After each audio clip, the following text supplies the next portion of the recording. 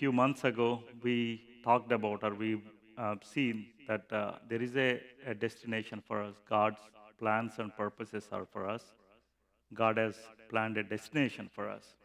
We have also seen that God expects us to desire for a place like that, desire to go there, and our decision and our discipline to go there.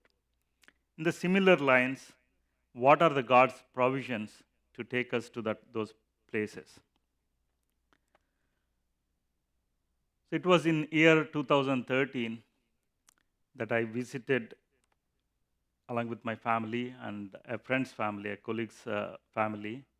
We visited Wisconsin Dells. Many of you probably would have visited Wisconsin Dells in one of these years. Or there are several rides, water rides and regular rides as well. That gives them thrill, and also a lot of body pains too sometimes. Right? One such ride that is named as Scorpion's Tail. The reason why it is called as Scorpion's Tail is the image or the way it is structured looks like a scorpion's tail. People are allowed to or asked to go about 10 stairs or 10 floors above. That's where the ride starts. Those of you who can see here or online, I try to keep the pictures so that you can visualize. The place, the tube, the starting place is where that young boy standing there holding like that in complete surrender. So as he stands there, or she stands there, whoever stands there, when they count, whatever numbers they count, when they switch on, the ground underneath opens up. It's like a door opens up. It's like a place of hanging either yourself or when you're executed, you're hanged, something that is taken out. The case of hanging, something is holding your neck, but here, in this case, there is a free fall.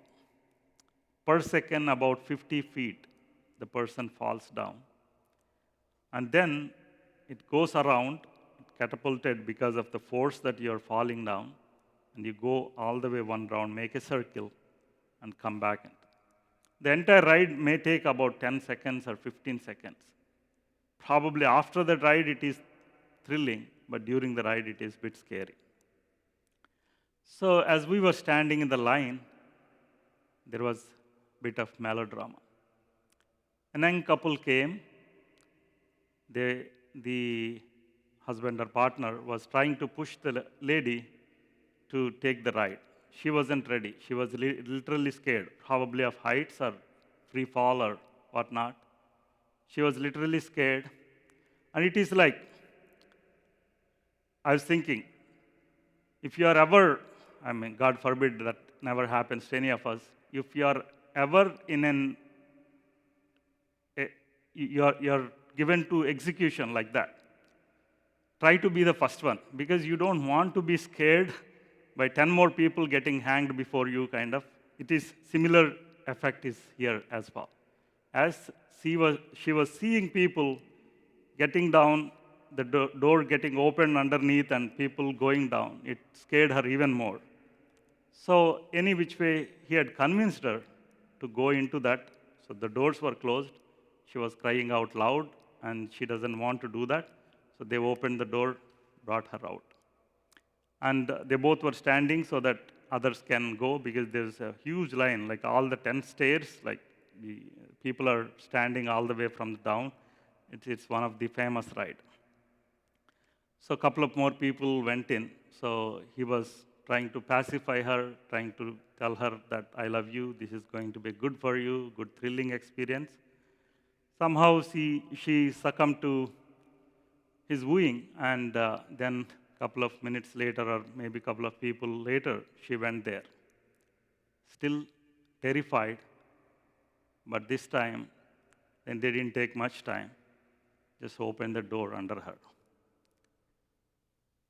So she was hell scared. From that shallow thing, that she shouted out loud. It's like a trumpet sound coming up. I hate you.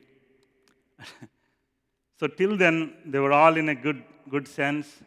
I love you, or whatever. Everything was going on, romantic and whatever. The moment of trouble when she's scared,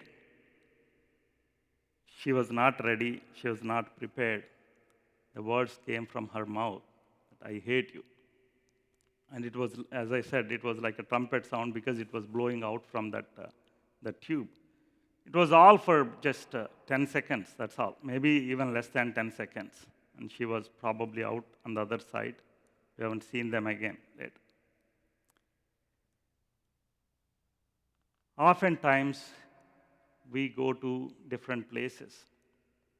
If we can go to the next slide here, that will be great. Oftentimes, people of God, or people in general, go to different places that put us in a fearful situation. As Rizzi mentioned, as whatever is happening in media today, media wants to project something different that always continuously keeps us in pressure and fear, anxiety, and whatnot. Here we see a few examples. I don't want to take a whole lot of time, but just so that you know that we can relate to and some characters that we see in the Bible as well. The fear of Peter that we have seen. So he is the first one to say that no matter what happens to me, no matter if even people are against, everyone leaves you, but I'm not going to leave you. I'll be there here. The Matthew chapter 26, verse 35 and 70 to 74 talks about his experiences. But when he was thrown into a day or situation where he hasn't expected what would happen to Jesus at the time of crucifixion. Jesus was being taken, and people were using their force on him. And suddenly the fear gripped on Peter. A small girl asked him, hey, you are one among them. Then someone else asked, like, one among them. The girl said again, so I remember seeing you with him, kind of. He started swearing that I haven't seen Jesus. I don't know whom you are talking about. The fear gripped Peter because he's caught in a situation he doesn't know that, or he had never expected that to happen to him or to Jesus, to his surroundings. Same story is in Luke as well. Similarly, when the Israelites were given a promise to go from the promised land, from the Egypt to the promised land that God has promised much before, like 440 years ago, to Abraham.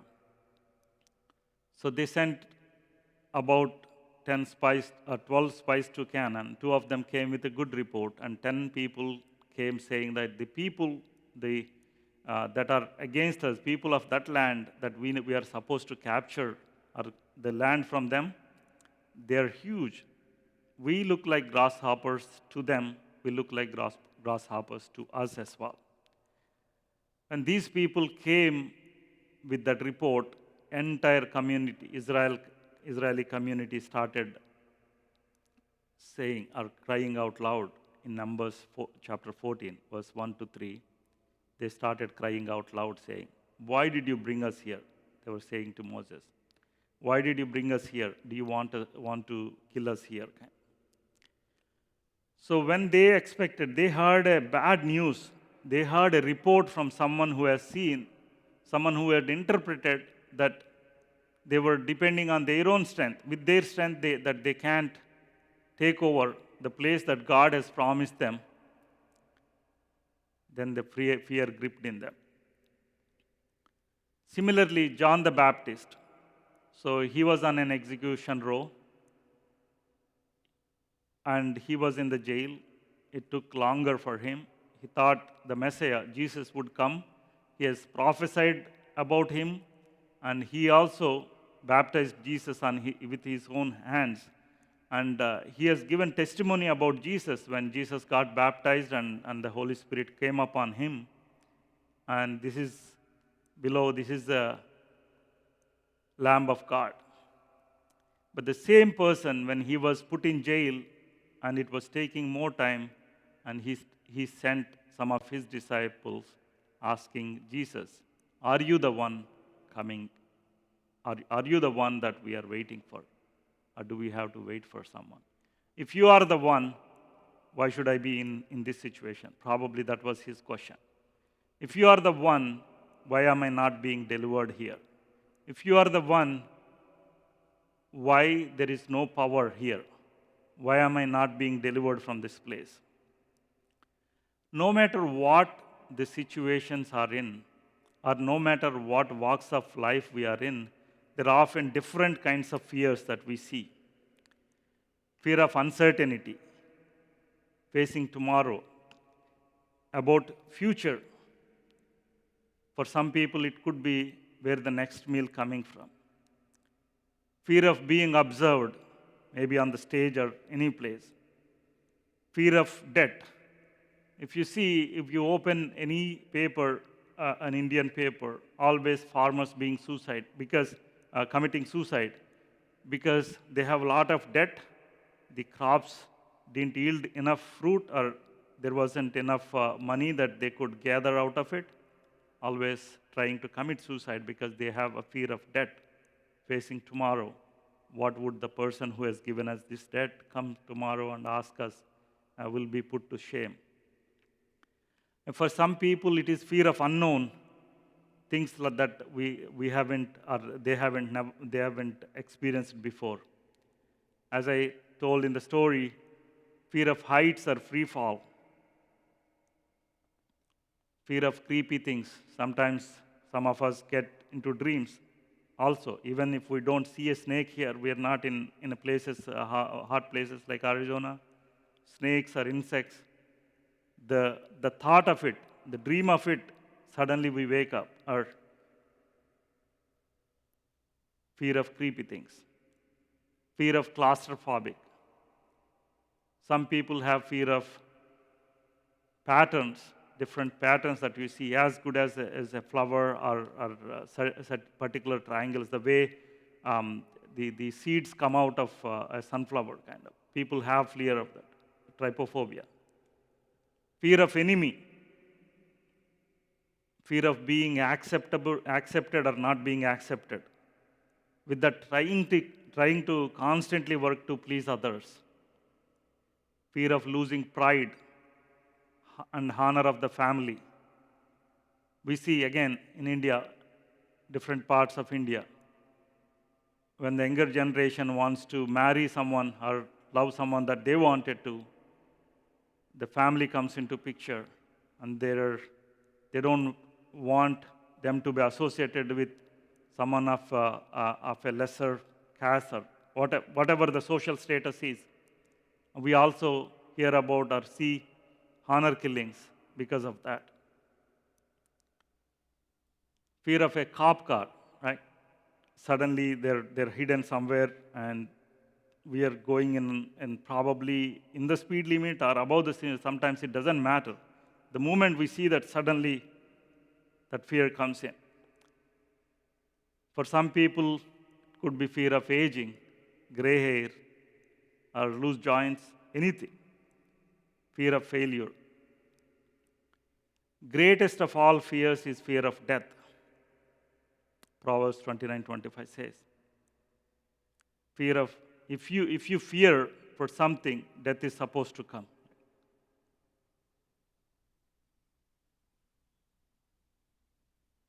But whereas God has given us promises to bring us out of it. I wanted us to project like Luke chapter 1, verse 74 to 75, what God has promised for us. Book of Luke, chapter 1, verse 74 and 75. I'll read it in a bit.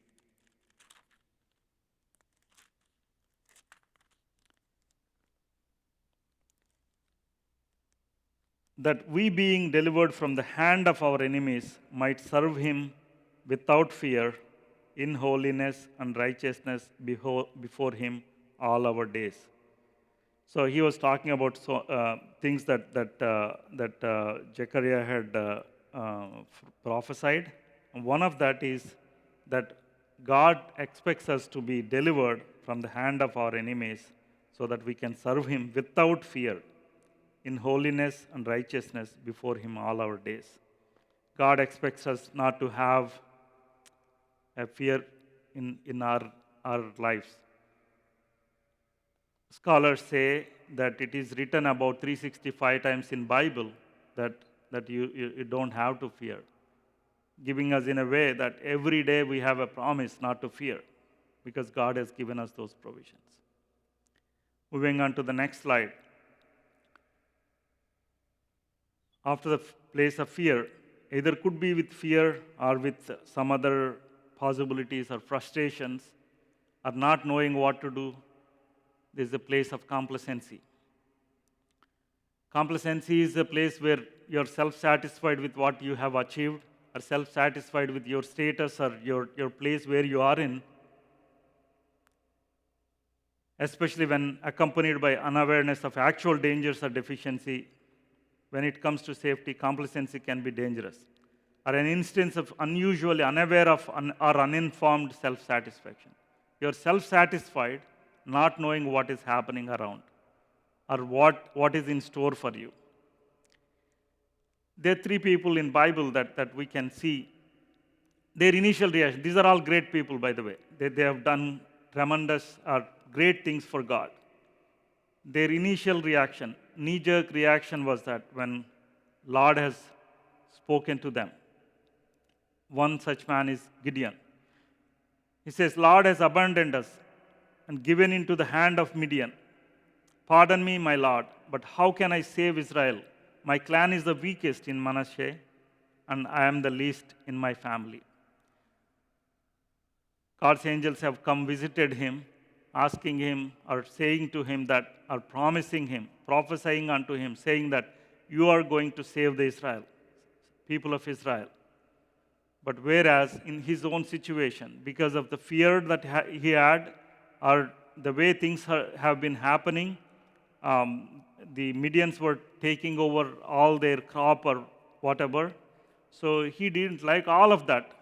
He was just hiding in a place, trying to do something for his own family, and saying that, but how can I save Israel? My clan is the weakest. Like, I don't have many people to fight for.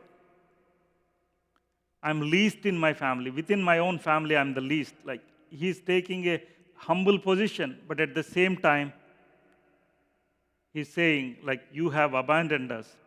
We are in a situation. I can't do anything anymore. I'm just satisfied if I'm able to get this grain and take it, and so that as a family we can live. So another lady who became a queen as Esther, very beautiful and God-fearing young lady. And when the trouble came, Mordecai sent a message to her saying that you got to do something. You are in the fort. You have a close association with the king. You have a door open to the king. You have to do something about it. Otherwise, the entire nation of Israel or people of Israel are going to be executed. But her reaction was, I can't do anything here. Because it's been more than a month or more than 30 days that have passed. I haven't seen the king. Unless he calls me, I can't go. If he goes, everyone who goes without him asking to come, or without his permission, unless he opens his scepter to them, they will be put to death right away.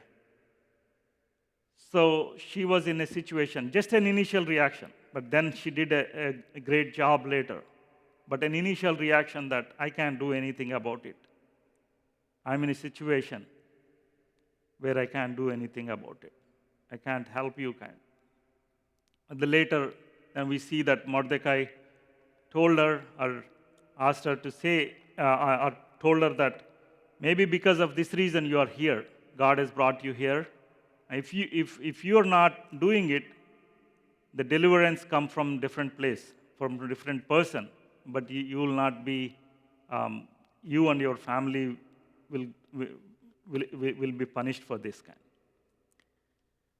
Similarly, Elijah did a wonderful miracle, but when the fear grip and frustrations came, and he had self-satisfaction, saying that it's enough, oh Lord, take my life, for I'm no better than my fathers, as in 1 Kings chapter 19, verse 4. After performing a greater miracle, that he expected things would be different. He expected this enemy to mellow down, enemy to come down or do whatever, surrender, but that didn't happen. The queen took a oath that she wants to kill him at any cost. So fear engripped Elijah, and with frustration, he started telling God that it is enough, O Lord, take my life, because I am no better than my fathers. Complacency doesn't take us to the next level in God's purpose. Let us go to the next slide. We have seen place of fear, place of complacency, wherein we are self-satisfied with what we have achieved already, or not knowing the danger that's in there or coming, or not knowing what God has put in for us. God has given for us. God has purpose for us. There is another place, a place of compromise. We see two people as an example here.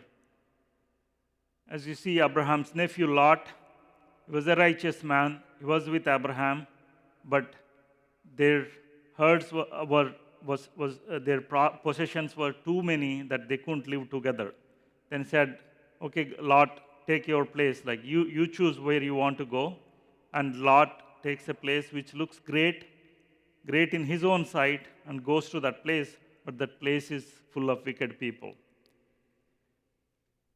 Day by day, Lot was distressed by the sensual conduct of those wicked people around him. He didn't like whatever is happening around him, but he couldn't come out of that place. There is a progression in a reverse direction for him,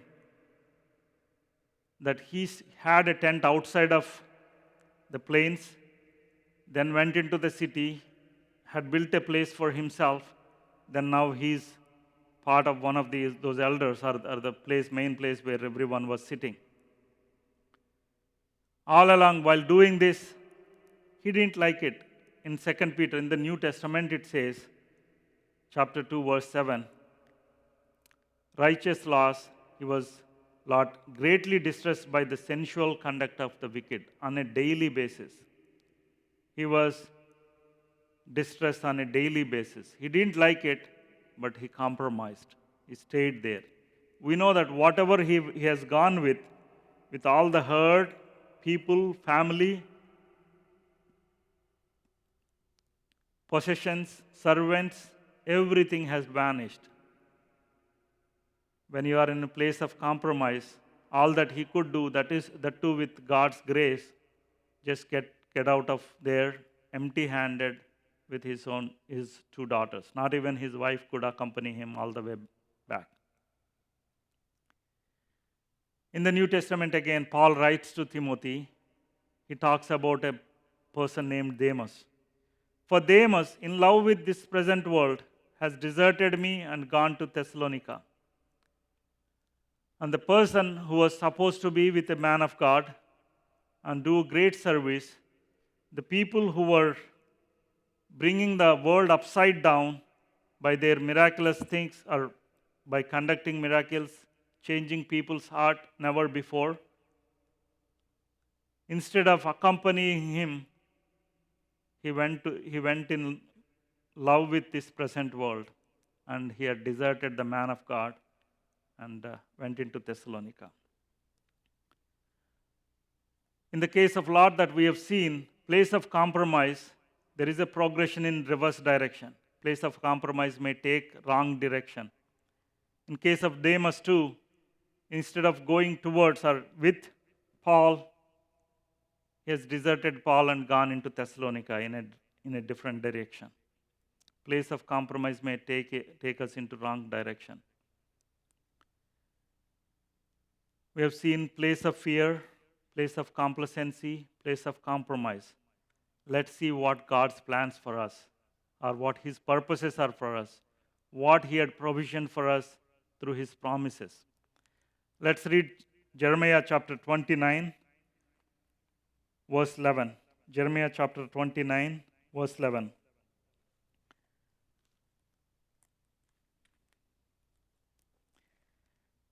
For I know the plans I have for you, declares the Lord, plans for welfare, not for evil, to give you a future and a hope. Then you will call upon me and come and pray to me, and I will hear you. I read the verse 12 as well. God is saying in His grace that He has greater plans for us. It is for us to know what is God's will, God's plan, God's purposes are for us. As long as we don't see God's plans for us, we are bound to be in ignorance. Similarly, let's read Isaiah, book of Isaiah, chapter 55, verses 8 to 11. For my thoughts are not your thoughts, neither are your ways my ways, declares the Lord. For as the heavens are higher than the earth, so are my ways higher than your ways, and my thoughts than your thoughts. For as the rain and the snow come down from heaven, and do not return there, but water the earth, making it bring forth and sprout, giving seed to the sower and bread to the eater, so shall my word be that goes out from my mouth. It shall not return to me empty, but it shall accomplish that which I purpose, and shall succeed in the thing for which I have sent. Then Acts 17 also, that we can see that God has purposed what God has purposed, but feel free to read it later, Acts chapter 17, verse 30 to 31. Looking at Jeremiah and Isaiah, we know that God has greater plans for us as individuals, as families, as churches, as nations, as a group of people. God has greater plans. It is for us to know those plans and see what are God's provisions for us to reach there.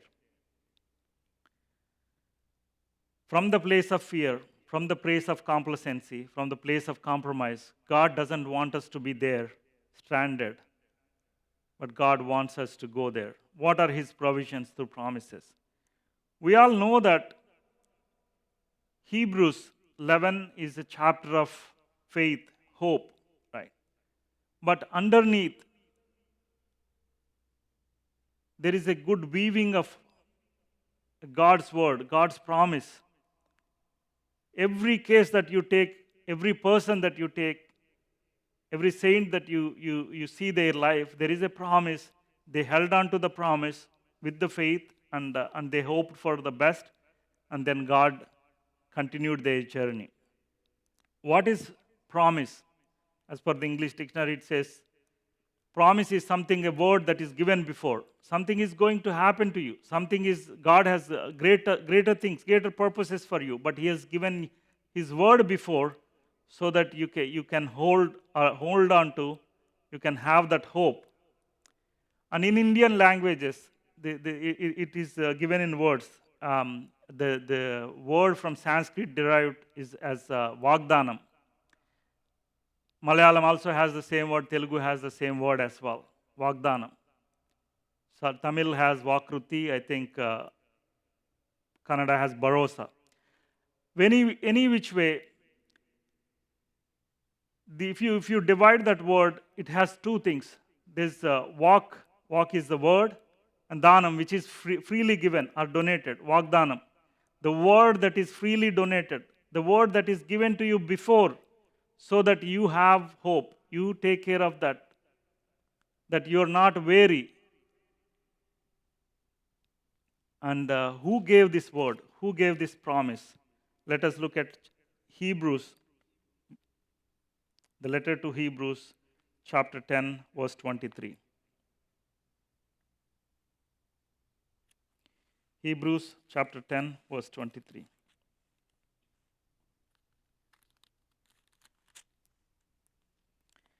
Let us hold fast the confession of our hope without wavering, for he who promised is faithful.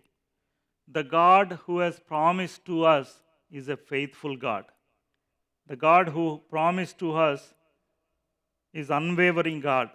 The God who promised to us can take care of anything. The God who promised to us has established the earth and all the planets, the planetary system, and the galaxy that we are in.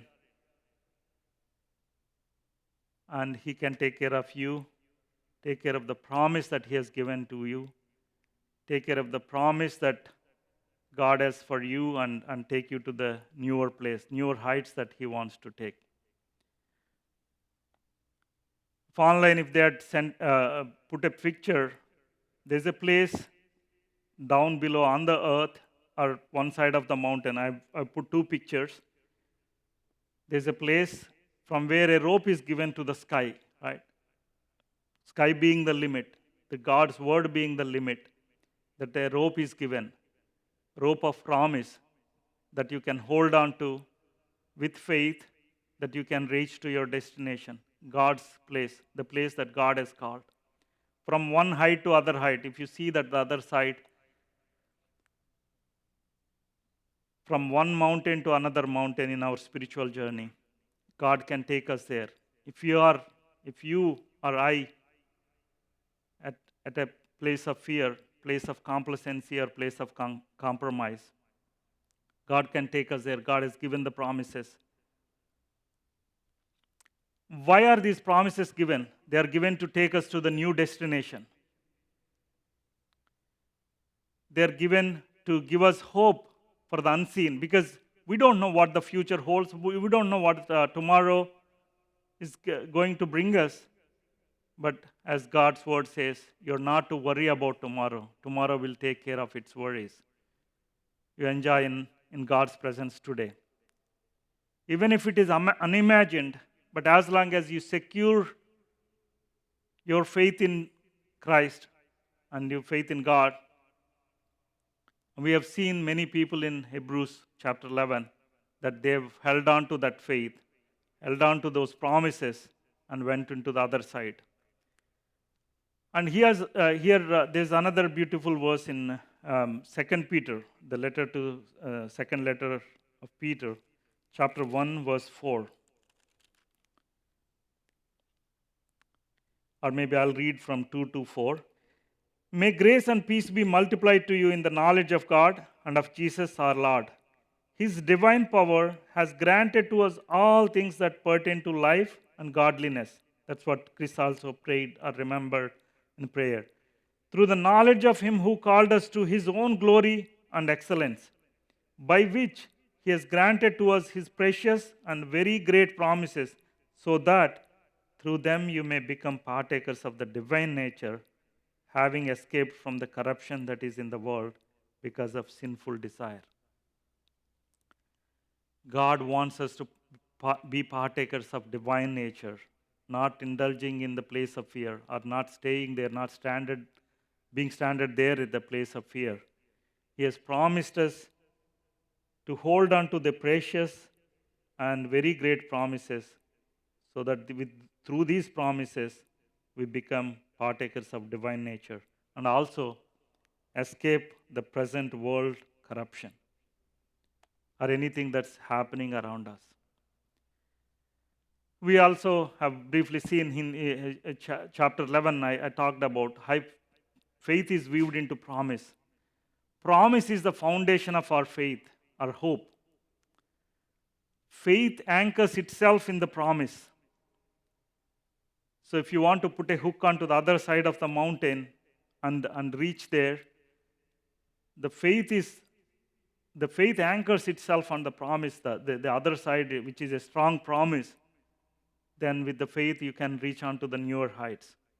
But in Hebrews chapter 10, verse 36 says, you need endurance to receive promises of God. And in 1 Peter chapter 1, verse 7 says, genuineness of your faith is tested for time being to result in praise and glory and honor to you and to God as well. If you are in a situation where you think there's no end to it, imagine or think that your faith is being tested at this time. Hang on to God. Hang tight to God's promises. In conclusion, we can go to the last slide. Where are you? What is your current place? Or what is your current situation? Are you stranded in a place of fear? Whatsoever may be the fear, the situation that we are going through, situation of your job, your family, health, the current happenings, political uncertainty, the virus, whatever could be, your own security, anything that could be. If you are in a place of fear, or are you in a place of complacency that you are thinking that enough is enough? I've suffered enough now. I have achieved enough now. Not knowing what God has in store for you. If you look at the person or God's servant Elijah, God has purposed him to go to heaven with the body. Not many people were granted like that. He didn't die a normal death. But look at him at the place of complacency. He's asking, Lord, take me out. I'm no good, no better than my father, my fathers, my parents. Or are you at a place of compromise where you think you are stranded, but really going in a reverse direction that God has planned for you? I want all of you to be encouraged today that God has plans for you, the plans to prosper, plans to take you to the newer heights in spiritual, material, financial, mentally, emotionally as well, so that you can become a strong testimony for Him. God has plans for your family, your kids, your future, and the current situation as well that we are going through. Think that the troubles of this present age are for a certain time, and we will see the end of the tunnel. God has given us promises. He didn't leave us in the place where we are. God has given us promises so that we can anchor our faith on God's promises and go to the other end. Receive a promise. Receive one. Receive all promises, because they're all are yes and amen as God's word says. Claim it. Claim God's promise. This book is full of promises that God has given to us. Claim it. As the time goes, you need to endure or have patience for the promises to be fulfilled in your life. May God fulfill His purposes in all of our lives, wherever you are, whatever your situation is. I would ask Pastor Stanley to come here and close us in prayer. Thank you.